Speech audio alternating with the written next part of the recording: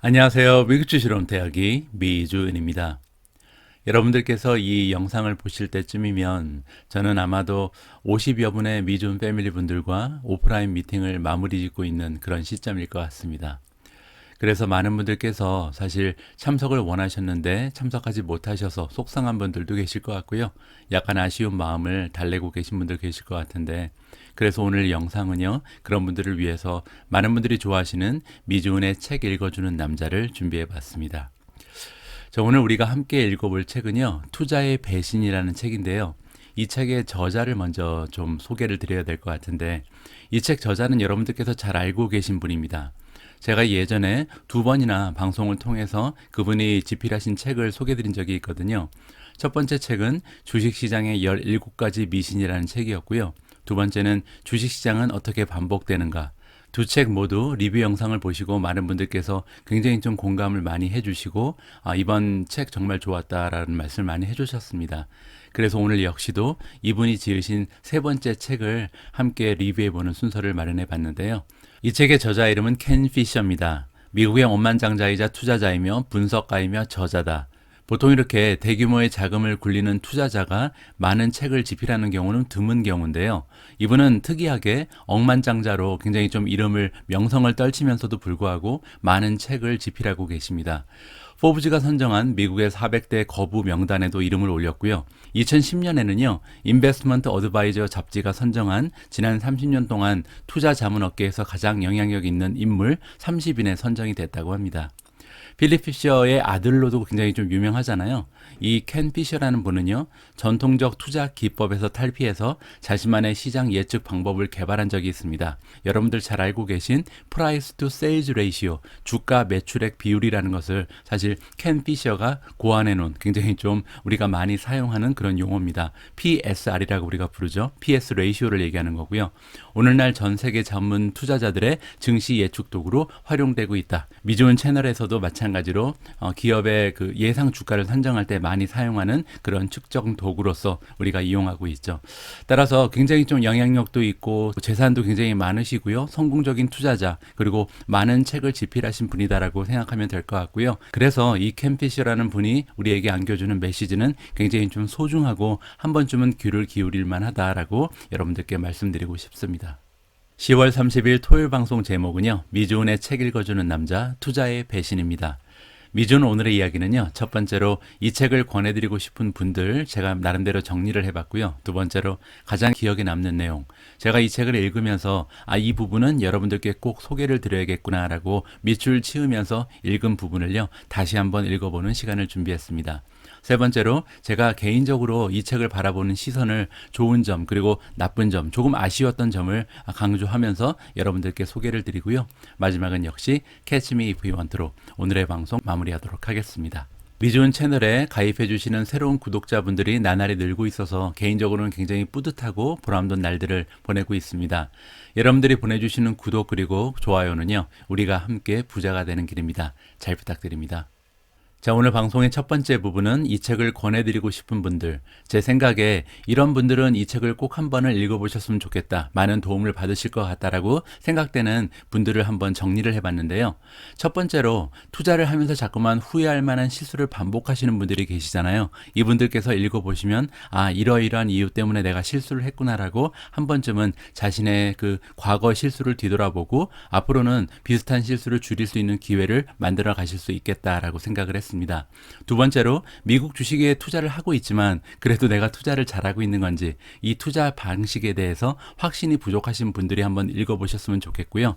아니면 아예 주식 투자에 대한 확신이 없으셔서 아직까지도 시장에 참여를 하고 있지 못하신 분들, 주식 투자가 관심은 있는데 이 주식 투자가 과연 좋은 건가, 이런 확신이 들지 않으신 분들이 한 번쯤은 읽어보시면 좋을 만한 이런 책입니다.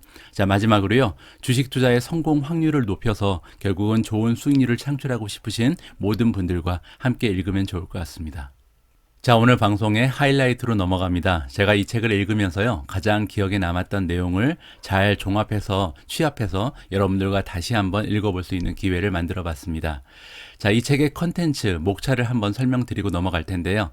1장은 시장의 팽배한 미신이 당신의 발등을 찢는다. 2장, 월가의 지혜가 당신의 돈을 노린다. 3장 투자 상식이 당신의 계좌를 망친다. 4장에서는요. 역사적 교훈은 당신을 손실로 이끈다. 마지막 미국 증시로는 충분하지 않다. 이렇게 5장으로 구성된 비교적 좀 간단한 구조를 가지고 있는데요. 사실 각 장에 굉장히 많은 서브 챕터가 있거든요. 그래서 지금 보시는 것처럼 총 50개의 서브 챕터로 만들어진, 소 챕터로 만들어진 굉장히 좀 다양한 내용이 녹아져 있는 이런 책이라고 보시면 될 것 같습니다. 50개나 되는 주제를 가지고요. 각 주제에 대한 그 켄 피셔의 주장을 이렇게 수치성 분석을 통해서 하나하나 증명해내는 이런 방식이라고 생각하시면 좋을 것 같습니다. 자, 이렇게 많은 내용이 들어가 있는 책인데 여기서 제가 가장 감명 깊게 읽었던 부분, 그리고 여러분들과 꼭 공유하고 싶었던 부분만 취합해서 지금부터 보여드리도록 하겠습니다. 자, 첫 번째입니다. 내 경험상 성공 투자를 위해 가장 중요한 것은 바로 다수가 반복적으로 저지르는 실수를 피하는 것이다. 이 책에서 집중적으로 다룰 문제다.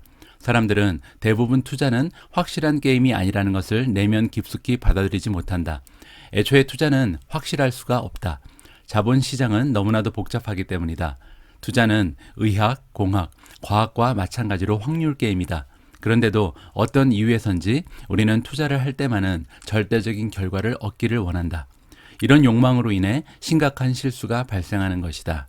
이 부분은요, 저도 100% 공감하는 내용입니다. 여기 나와 있는 것처럼 투자를 할 때 절대적인 결과를 얻기를 원한다면 그러한 욕망으로 인해서 우리가 실수를 할 수 있다라고 얘기하잖아요. 뭐 가령 예를 들어서 절대적인 결과라는 것은 내가 선택한 종목이 반드시 수익을 낼 것이다. 이것이 이제 절대적인 결과잖아요. 이렇게 생각하면 안 된다는 거죠. 따라서 이런 절대적인 결과를 믿으면서 투자를 하면 안 되고 확률 게임이라는 것을 인지를 하면서 내가 여러 종목을 매수해야만 그중에서 수익이 나는 종목도 있고 또 마이너스 나는 종목도 있기 때문에 확률 게임에서 이기기 위해서는 여러 가지의 패를 가지고 있는 것이 유리하다는 것을 우리가 명심해야 된다. 이렇게 해석을 해볼 수가 있을 것 같습니다. 우리의 목표는 실수를 아예 없애는 것이 아니라 장기적으로 틀릴 때보다 맞출 때가 더 많도록 하는 것이다. 압도적 다수의 투자자가 맞출 때보다 틀릴 때가 더 많다. 따라서 시장을 이기는 수익률을 내지 못한다. 틀릴 때보다 맞을 때가 더 많으면 아마추어건 프로건 시장 수익률을 상회하는 소수의 투자자가 될 수 있다. 따라서 실수를 줄이는 게 가장 의미 있고 가치 있는 목표다.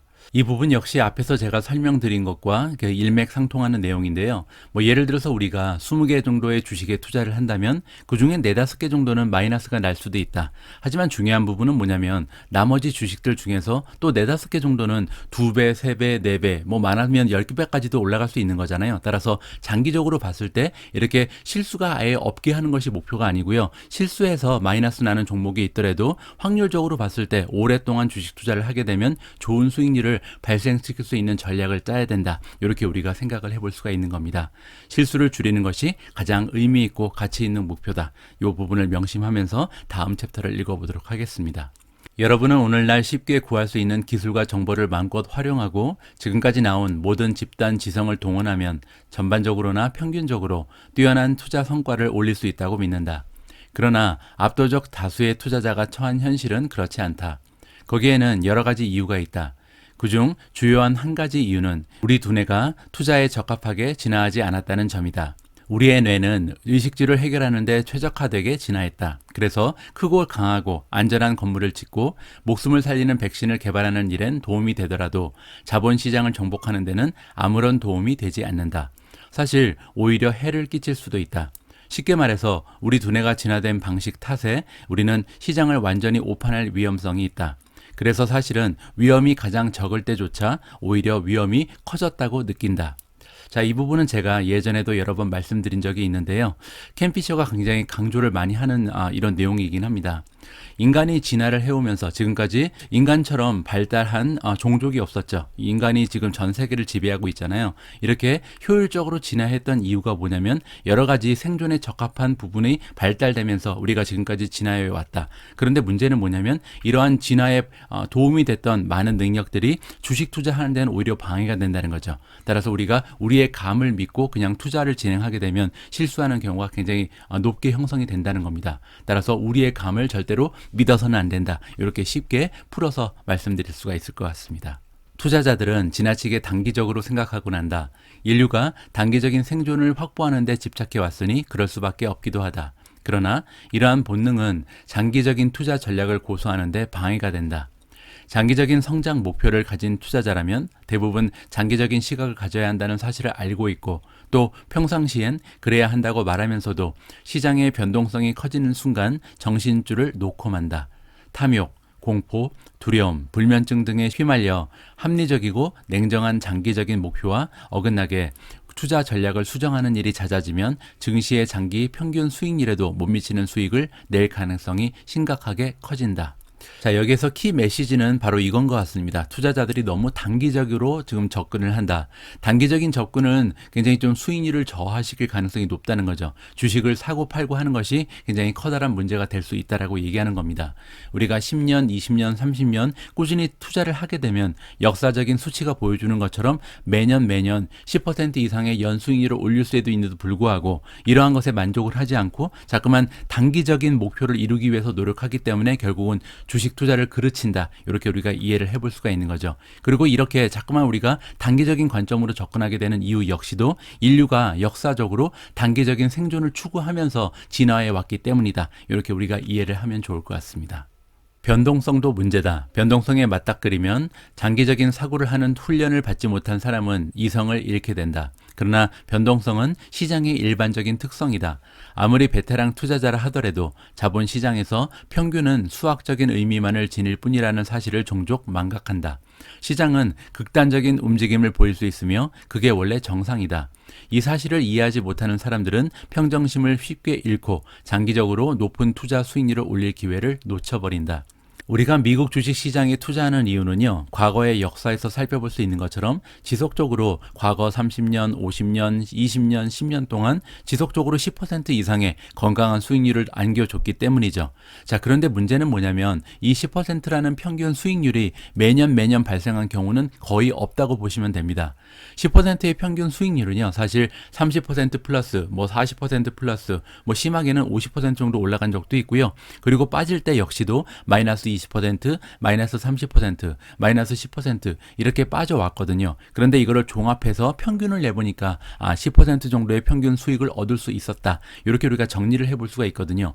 따라서 우리가 10%라는 평균 수익률을 올리기 위해서는 이렇게 올라갔다 내려갔다 하는 것을 받아들여야 되는데 이것을 못한다는 겁니다.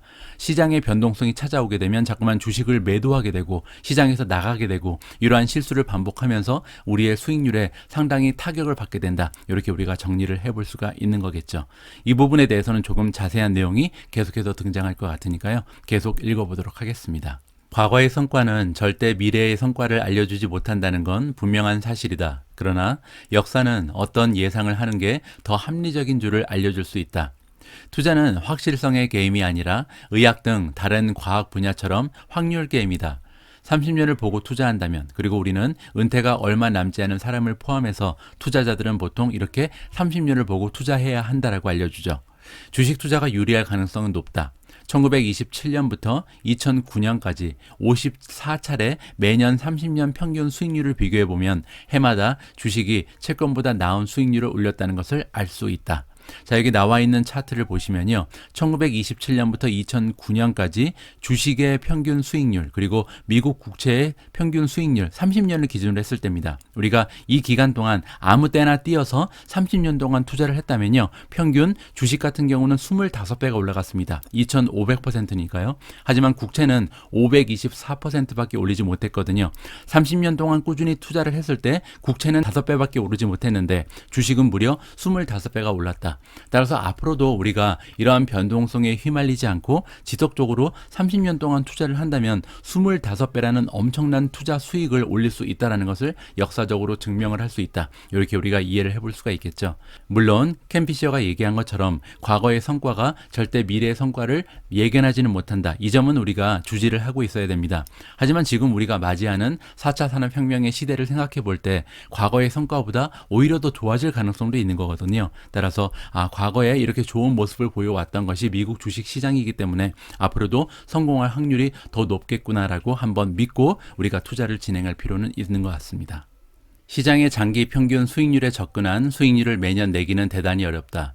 안정적이고 꾸준한 수익을 원한다면 수익률이 낮은 채권이나 현금성 투자 상품에 투자하는 수밖에 없다. 연평균 약 10%의 수익을 목표로 삼는 일도 가능하지만 매년 높은 변동성을 강화해야 한다. 시장의 장기 평균 수익률을 달성하기도 사실 대단히 어렵다. 대부분의 투자 운영 전문가들조차 장기적으로 시장 평균 수익률을 하회하는 운영 실적을 낸다. 재차 강조하지만 내가 알기로 시장 수준의 하락을 겪어보지 않고 시장 수준의 수익률을 달성한 사람은 없다. 장기 평균 수익률만큼 올리고 싶다면 하방 변동성을 감수해야 한다. 그것을 피하는 방법은 없다. 일반적인 연 수익률은 극단적인 양상을 띠기 때문이다. 앞에서 제가 말씀드린 것처럼 일반적인 연 수익률은 극단적인 양상을 띠인다고 나와 있잖아요. 그 의미는 플러스 30%, 마이너스 20%, 플러스 40%, 마이너스 30% 이러한 것을 다 합쳐서 평균을 냈을 때 10%가 나온다는 뜻입니다. 따라서 좀 나는 떨어지는 걸 너무 못 견디겠다. 하락장이 너무 어렵다. 이러면 채권이나 현금성 투자 상품, 즉 뭐 적금 같은 거를 하는 수밖에 없다는 거죠. 그런데 문제는 뭐냐면 이렇게 채권이나 현금성 투자 상품에 투자를 하면 연평균 수익률이 뭐 많아야 2%, 3%밖에 되지 않는다는 문제가 발생하는 거죠. 따라서 이런 2% 정도의 수익률에 만족할 수 없다면 나는 10% 정도의 수익을 올리고 싶다면 주식시장에 투자하는 것이 맞는데 만약에 주식시장에 투자를 한다면 결정을 했다면 앞으로 20% 올라가는 해도 있고 또 마이너스 20%가 나는 해도 있다는 것을 생각을 하고 뛰어들어야 한다. 이 부분을 강조하고 싶습니다. 자산을 증식하면서 투자 원금을 지키려면 단기적으로 주식시장의 변동성을 감수해야 하지만 사람들은 투자 원금을 지키고자 할 때 통상 그런 변동성을 감수하려고 하지 않는다. 투자 원금을 철저히 보존하고 싶다면 변동성 위험을 완전히 배제해야 한다. 다시 말해 하락하거나 상승하지 말아야 한다. 하락과 상승은 떼려야 뗄 수 없는 관계다. 단기적인 투자 원금 보존이 목적이라면 자산을 크게 불릴 수 없는 법이다. 역사는 자산을 불리면서 2차적인 혜택으로 투자 원금을 지키는 최선의 방법은 주식에 장기 투자하는 것이라고 알려준다. 자, 앞에서 나온 얘기를 다시 한번 강조해 주는 것 같습니다. 여기 나와 있는 것처럼요. 투자 원금을 철저히 보존한다는 얘기는 뭐냐면 떨어질 가능성이 없다는 거죠. 떨어질 가능성이 없다는 것은 변동성이 없다는 얘기거든요. 그런데 변동성이 없으면 마이너스로 갈 확률이 적은 대신 플러스로 갈 확률도 적은 거죠. 즉 하락장이 있어야 상승장이 오는 법이거든요. 따라서 주식시장이 상승장만 계속되는 경우는 절대 없다. 따라서 하락이 있기 때문에 상승이 있다는 것을 우리가 기억하면서 이러한 변동성을 받아들이면서 인정하면서 투자를 해야만 한다라고 다시 한번 강조를 하고 있습니다. 단기적으로 급락이 나오면 거대한 미실현 손실이 생기고 사람들은 치욕과 공포와 절망에 시달린다. 약세장이 너무 괴로운 사람들은 궁극적으로 손해를 보게 될 미친 짓을 하고야 만다. 결과적으로 아무것도 하지 않았을 때보다 장기적으로 훨씬 더 큰 피해를 본다. 주가 수준이 절대적으로 낮아진 시점에서 일종의 항복 매도를 하기 때문이다. 너무나 많은 투자자들이 상황에 명확해질 때까지 기다려보겠다는 핑계로 이런 투매에 나섰다가 엄청난 손해를 본다. 제가 방송 중에서 여러 번 여러분들께 강조드린 부분이 뭐냐면요. 우리 그 개인 투자자들의 수익률이 마켓 평균, 시장 평균보다 떨어지는 가장 큰 이유는 하락장에 들어가 있기 때문이 아니고 상승장에 자꾸만 나가 있기 때문이라고 말씀을 드렸잖아요. 그 얘기를 여기서 다시 한번 우리가 확인을 해볼 수가 있겠죠. 약세장이 너무 괴로워서 그래서 자꾸만 주식을 팔고 나가게 되잖아요. 그러면서 이제 시장이 계속해서 떨어질 테니까 나중에 상승 추세로 돌아서면 그때 들어가야지. 이런 계획을 너무나 많은 분들께서 하고 계신데 그렇게 하면 결코 성공적인 투자를 할 수가 없다는 거죠. 중요한 것은요. 계속해서 시장 안에 들어가 있는 거다. 따라서 우리가 시장의 앞날 그 시장이 어떻게 변할지를 예측하려고 하면 계속해서 실패할 수밖에 없고요. 가장 중요한 것은 누가 더 오랫동안 시장에 참여했는가 이 부분이 가장 중요한 투자의 포인트라고 우리가 기억을 해야 될 것 같습니다. 손실을 복구하지 못할까 봐 겁나는가? 당연히 그럴 것이다. 그렇다면 손실을 복구하기가 불가능할까? 아니란 사실이 역사를 통해 확인된 바 있다. 약세장은 보통 주기적으로 반복된다. 때론 낙폭이 큰 급락장이 찾아오기도 한다. 그러나 역사상 증시는 하락하거나 심지어 급락하더라도 반드시 반등하여 계속 신고점을 경신하며 상승해왔다. 약세장이 회복 불가능하다면 증시는 떨어지기만 하겠지만 절대 그런 일은 없다. 증시는 항상 하락한 수준 이상으로 상승했고 고르게는 아니더라도 궁극적으로는 시간이 지나면 상승 행진을 이어간다. 그리고 거의 언제나 약세장의 낙폭이 클수록 뒤인 강세장의 반등폭은 더 컸다. 항상 그랬던 것은 아니지만 대개는 그랬다. 설령 반등폭이 하락폭에 못 미치더라도 계속 보유하는 것이 저점에서 매도하고 현금을 들고 있는 것보다 결과적으로 나았다. 언제나 그랬다. 이 부분 관련해서는요, 제가 여러분들의 댓글을 이렇게 쭉쭉 읽어 나가다 보면 이런 댓글을 남겨주시는 분들이 간혹 있습니다. 제 판단으로는 이제 시장이 올라갈 만큼 올라갔기 때문에 저는 잠시 빠져나갑니다. 그리고 이제 다시 떨어지고 나서 올라갈 추세에 들어오면 그때 다시 들어오겠다. 뭐 이러한 코멘트를 제가 종종 발견하게 되는데요. 불가능하다는 얘기를 해주고 있는 겁니다. 따라서 약세장이 너무 무서워서 밖에 나갔다가 다시 들어온다는 전략은 역사적으로 봤을 때 통하지 않았다. 가장 중요한 것은 약세장이 나왔다 해도 약세장 때문에 만약에 10% 20% 정도 떨어졌다 해도 결국은 올라갈 때 더 많이 올라가기 때문에 가만히 있는 것이 가장 안전하면서 확률이 높은 투자의 전략이라고 다시 한번 강조를 해주고 있습니다. 투자자들은 손실의 아픔을 수익의 기쁨보다 2.5배나 더 강하게 느낀다는 사실이 측정을 통해 입증됐다. 따라서 10% 손실이 주는 아픔은 평균적으로 25% 수익이 주는 기쁨과 맞먹는다. 이렇게 글로만 읽어선 터무니없어 보인다. 직감적으로도 수긍하기 힘들다. 또한 우리 조상들에게 임박한 고통의 위험을 피하는 것이 생명을 유지하는 길이었듯이 투자자들도 단기적인 손실을 볼까 두려우면 직감적으로 피하는 경향을 보인다. 자, 여기서요, 우리 인간의 본성을 한 번 더 우리가 기억을 해야 될 것 같은데, 기쁨보다는 고통을 더 크게 생각한다는 거죠. 따라서 평균적으로 10%의 상승률을 보여왔다는 것은요, 우리가 하락장에도 가만히 있고 상승장에도 가만히 있으면 플러스 마이너스에서 결국 10% 정도 항상 수익이 더 높았다는 것을 우리가 역사적으로 확인을 할 수가 있잖아요. 그럼에도 불구하고 우리가 자꾸만 실수를 반복하는 이유는 뭐냐면, 주식이 떨어질 때 그 고통이 너무나 크기 때문이죠. 그런데 문제는 뭐냐면, 주식이 떨어질 때 고통이 크다는 것은 주식 투자의 수익률과는 아무런 관계가 없다는 겁니다. 결론적으로 봤을 때 주식은 항상 우상향하잖아요. 따라서 떨어질 때 가만히 있고 올라갈 때 가만히 있으면 평균적으로는 건강한 수익률을 올릴 수 있다. 따라서 우리의 인간의 본성을 좀 무시해야 된다는 거죠. 아픔을 무시하면서 그리고 기쁨을 조금 더 배가시키는 버릇, 습관을 형성하면 성공적인 투자를 할 수 있다. 이렇게 우리가 생각해 볼 수가 있을 것 같습니다. 시장이 평온할 때는 투자자들은 대부분 장기적 관점에서 시장을 보고 단기적인 변동성을 무시해야 한다는 말에 동의한다. 그러나 시장이 요동치면 더 강력한 본능이 고개를 들기 시작한다. 그래서 단기적인 고통의 위협을 제거할 수 있는 행동을 당장 취하길 원한다. 설령 이러한 행동이 미래의 수익을 해치더라도 말이다. 이유는 뭘까? 미래의 수익이 가져다 줄 기쁨보다는 현재의 손실이 가져올 고통이 훨씬 더 크게 느껴지기 때문이다. 결국 투자자들은 가만히 있지 말고 뭔가 해야겠다는 인식을 명확히 드러낸다. 도망치던 싸우던 해야 한다는 것이다. 아무것도 하지 않는 것 또한 하나의 대응이며 그것이 최선의 대응일 수도 있는데 말이다. 자, 여기에서는 이제 두 가지 앞에서 설명한 것을 복합적으로 설명을 다시 한번 해줍니다. 인간의 본성에서는요, 가까운 미래가 그 먼 미래보다는 더 중요하게 우리가 착각을 하게 된다 그랬잖아요. 따라서 단기적인 것이 더 중요하고요. 또한 기쁨보다는 고통이 더 크게 느껴진다. 따라서 장기적으로 봤을 때는 굉장히 커다란 기쁨이 기다리고 있는데 이것을 우리가 인내하지 못하고 단기적인 고통에 더 많은 관심을 갖기 때문에 우리가 자꾸만 실수를 하는 그런 이유가 된다라고 설명을 해주는 거잖아요. 가만히 있으면 되는데 자꾸만 가만히 있지 않기 때문에 우리 수익률이 떨어진다. 이 부분을 다시 한번 우리가 기억을 해야 될 것 같습니다. 역사를 점검함으로써 쉽게 타파할 수 있는 미신들이 많다. 대표적으로는 높은 실업률이 증시를 침체에 빠뜨린다거나 금이 안전자산이라거나 세금 인상이 증시에 무조건 악영향을 미친다거나 유가가 오르면 증시는 하락한다거나 전 세계적 팬데믹은 증시를 병들게 한다거나 소비자들의 변덕에 경기가 좌우된다는 미신 등이 있다. 과거의 성과는 아무것도 보장해주지 않는다. 그러나 투자는 확실성의 게임이 아니라 확률의 게임이다. 역사는 미래에 대한 기대를 할 수 있게 해주는 중요한 도구다. 물론 그것에만 의존해서는 안 되겠지만 역사는 세상을 조금이라도 더 명확하게 바라보도록 만들어주는 훌륭한 미신 타파 도구다.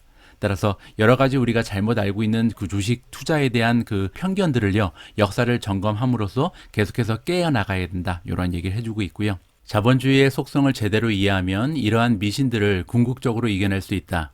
인간의 창의성은 무한하다. 창의성은 결과적으로 기업의 미래 이익을 창출함으로 증시를 밀어올린다. 투자로 돈을 벌고 싶다면 자본주의가 단기적으로는 완벽하지 않더라도 장기적으로는 완벽에 가깝다는 믿음을 가져야 한다. 투자는 자본이 무한한 미래의 부를 창출할 수 있도록 최적의 장소로 흐르게 만드는 최선의 길이다. 성공 투자를 위해선 미신을 타파할 수 있는 용기와 배짱, 원칙과 밝은 시각이 필요하다. 자, 이 챕터가, 이 슬라이드가 오늘 제가 여러분들과 함께 읽어보는 마지막 메시지입니다. 그리고 이 슬라이드에 오늘 영상에서 가장 중요한 메시지가 등장을 하는데요. 그것은 뭐냐면 우리가 이제 주식에 투자를 한다는 것은요, 사실 역사적으로 이미 검증을 마친 자본주의 시스템에 투자하는 것과 마찬가지거든요. 이 자본주의라는 성공적인 시스템 안에서 많은 기업들이 생존을 하고 있고 또 성장을 하고 있잖아요. 따라서 자본주의가 단기적으로 봤을 때는 좀 불안전해 보이고 왔다 갔다 하면서 변동성이 발생할 수는 있어도, 하지만 장기적으로 봤을 때는 역사가 이미 검증을 했듯이 가장 좀 성공적인 시스템이었다. 그리고 기업들도 계속해서 성장을 해온 것이 사실이죠.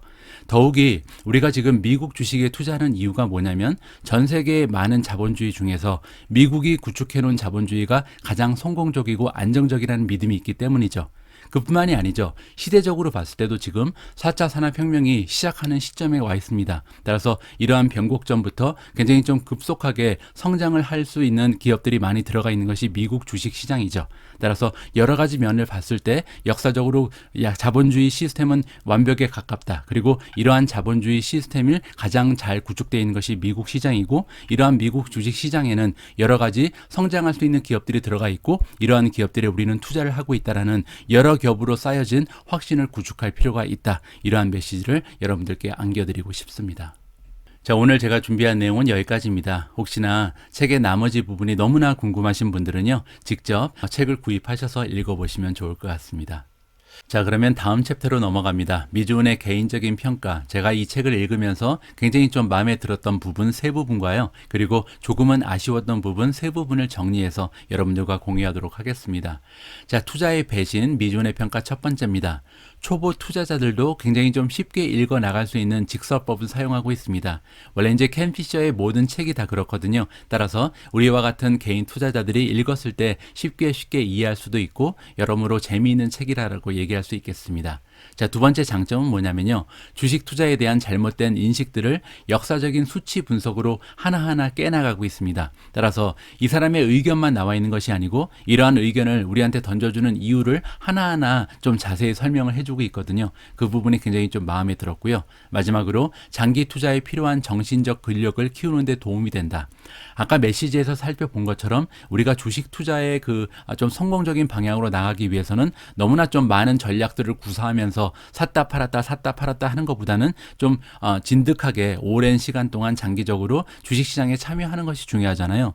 이러한 면을 생각해 봤을 때 우리의 그 정신적인 근육이 굉장히 중요합니다. 따라서 정신적 근력을 키우는 데 도움이 되는 책이 우리 주식 투자를 성공적으로 이끌어 줄 수 있다라고 저는 개인적으로 판단을 하고 있습니다. 자, 이번에는 조금 아쉬웠던 부분인데요. 먼저 켄 피셔의 다른 책들을 제가 많이 읽어봤기 때문에 겹치는 부분이 많이 발견이 됐습니다. 이 부분이 첫 번째로 좀 아쉬웠고요. 두 번째로 최근의 자료를 근거로 하지는 않습니다. 투자의 배신이라는 책은 이미 나온 지 꽤 오래된 책이기 때문에 좀 최근 자료를 원하시는 분들께는 어울리지 않고요. 마지막으로 투자 기간이 한 20년에서 30년 정도 되는 투자자들을 타겟으로 한다. 따라서 단기적으로 수익을 창출하고 싶은 분들께서는 좀 이 책을 읽으시면서 회의적인 느낌이 많이 날 수도 있다. 이렇게 말씀드리고 싶습니다. 하지만 미주은 패밀리 분들 중에서 대부분은 다 장기적인 관점을 가지고 투자를 하시잖아요. 이분들께는 상당히 많이 도움이 될 수 있다라고 다시 한번 말씀을 드릴 수가 있을 것 같습니다. 자, 오늘 방송도 마지막 챕터에 도착을 했습니다. Catch Me If You Want고요. 연휴 때와 마찬가지로 투자의 배신이라는 책에 들어가 있는 주옥 같은 그 내용들 중에서 가장 마음에 들었던 네 줄을 다시 한번 읽어보면서 오늘의 방송을 마무리해 볼까 합니다. 자, 첫 번째로요. 우리의 목표는 실수를 아예 없애는 것이 아니라 장기적으로 틀릴 때보다 맞출 때가 더 많도록 하는 것이다. 단기적인 투자 원금 보존이 목적이라면 자산을 크게 불릴 수 없는 법이다. 역사는 자산을 불리면서 2차적인 혜택으로 투자 원금을 지키는 최선의 방법은 주식에 장기 투자하는 것이라고 알려준다. 투자자들은 가만히 있지 말고 뭔가 해야겠다는 인식을 명확히 드러낸다. 도망치던 싸우던 해야 한다는 것이다. 아무것도 하지 않는 것 또한 하나의 대응이며 그것이 최선의 대응이 될 수 있는데도 말이다. 자본주의의 속성을 제대로 이해하면 이러한 미신들을 궁극적으로 이겨낼 수 있다. 인간의 창의성은 무한하다. 창의성은 결과적으로 기업의 미래 이익을 창출함으로 증시를 밀어 올린다. 오늘 제가 준비한 내용은 여기까지입니다. 오늘 방송의 마무리는요. 이분이 켄 피셔거든요. 켄 피셔라는 분이 여러 가지 많은 주옥 같은 말씀을 남겨주셨는데 그 중에서 가장 좀 개인적으로 마음에 드는 문구를 함께 읽으면서 마무리해 볼까 합니다. What is the most common investor mistake? 무엇이 가장 좀 흔하게 저질러지는 그 투자자들의 실수인가라고 물어보고 있죠. 트레이딩이 그 answer입니다. 트레이딩은 이제 우리가 단기 투자라고 해석을 해볼 수가 있죠. Getting in and getting out at all the wrong times for all the wrong reasons. 자, 트레이딩을 하면 안 된다고 얘기하죠. 주식시장에 들어갔다가 또 나왔다가 이렇게 들락날락 하는 것을 얘기하는데요. 굉장히 좀 잘못된 시간에 들락날락 하는 경우가 많고 또한 이렇게 들락날락 하는 이유들이 여러 가지가 있을 텐데 대부분의 이유는 다 잘못된 이유다. 따라서 장기적인 관점을 가지고요. 좀 진득하니 미국 주식시장에 들어가 있는 것이 성공적인 투자의 그 밑거름이 될 것이다라는 메시지를 우리가 다시 한번 확인하면서 오늘의 영상을 마무리할 수 있을 것 같습니다. 우리 모두가 미국 주식 투자로 은퇴하는 그날까지 다 함께 화이팅입니다. 행복한 하루 되세요. 감사합니다.